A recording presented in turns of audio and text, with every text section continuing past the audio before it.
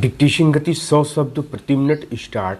महोदय, स्वतंत्रता प्राप्ति के बाद के सभी दशकों में सरकार ने गरीबी से जूझने की चेष्टा की है। इस समस्या पर अब तक काबू न पा सकने का एक महत्वपूर्ण कारण यह है कि हम वृद्धि और प्रगति की उस दर को प्राप्त नहीं कर सके जो पर्याप्त ऊंची हो। इस वृद्धि और प्रगति के जो लाभ पहुँचे हैं उनसे समस्या हल नहीं हुई।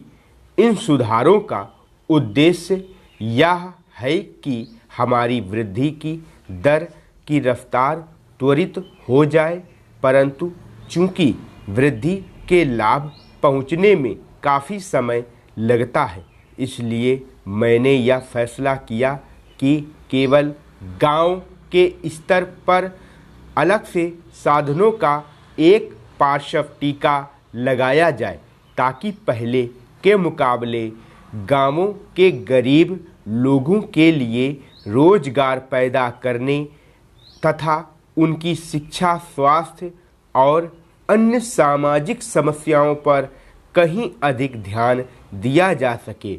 इसे बाईपास मॉडल कहा जाने लगा है, जो गांवों में गरीबों के एक महत्वपूर्ण कारण पर ध्यान देता है, अर्थात वर्ष भर गांव में पूर्ण रोजगार का अभाव, जिसके फलस्वरूप रोजगार ढूंढने के लिए गांव वाले गांव छोड़कर शहरों की ओर जाने को विवश होते हैं।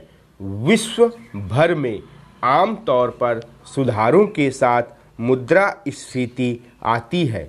उसकी कठिनाइयों को पूरी तरह मिटाने की बात तो नहीं हो सकती, परंतु उन्हें कम करने के लिए मैंने नए सिरे से मजबूत बनाई गई सार्वजनिक वितरण प्रणाली को लागू किया है, जिसके अंतर्गत गरीब लोगों को आज विशेष रियायती दरों पर अनाज दिया जाएगा। मुसीबत में पड़े कारखानों के मजदूरों की सुरक्षा के लिए राष्ट्रीय नवीकरण कोष शुरू किया गया है। मुद्रास्फीति को न्यूनतम करने का कोई भी प्रयास छोड़ा नहीं गया। मैं यह चर्चा आपको इस बात की जानकारी देने के लिए नहीं कर रहा कि हमने क्या किया है, बल्कि इस बात पर जोर देने के लिए कर रहा हूँ कि हमने आँख मूंद कर ये सुधार नहीं किए, बल्कि इस बात पर अच्छी तरह विचार करने के बाद किए हैं कि क्या कठिनाइयाँ सामने आ सकती हैं, और इस दिशा में समझते बूझते हुए प्रयास किए हैं कि उन कठिनाइयों को किस तरह कम किया जा सकता है, ताकि इन सुधारों का लाभ समाज के सभी वर्गों तक पहुंच सके। अंततः इन सुधारों की कसौटी यह होगी कि ये सभी लाभ सभी तरफ पहुँचे हैं या नहीं। जब तक इन सुधारों का लाभ व्यापक रूप से ना पहुँचे, मैंने जनता के उन वर्गों के हितों के लिए विशेष योजनाएं बनाई हैं जिन तक ये लाभ पहुँचने में समय लगता है। मेरे लिए वृद्धि की दर के आंकड़ों का कोई मतलब नहीं।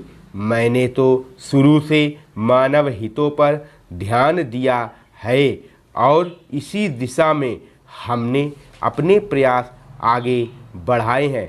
आज ज़रूरत इस बात की है कि हम बड़ी सावधानी पूर्वक यह देखें कि समय समय पर हमारे सामने क्या बाधाएं आ सकती हैं और इनको तत्काल और प्रभावकारी ढंग से कैसे दूर करें। स्टॉप।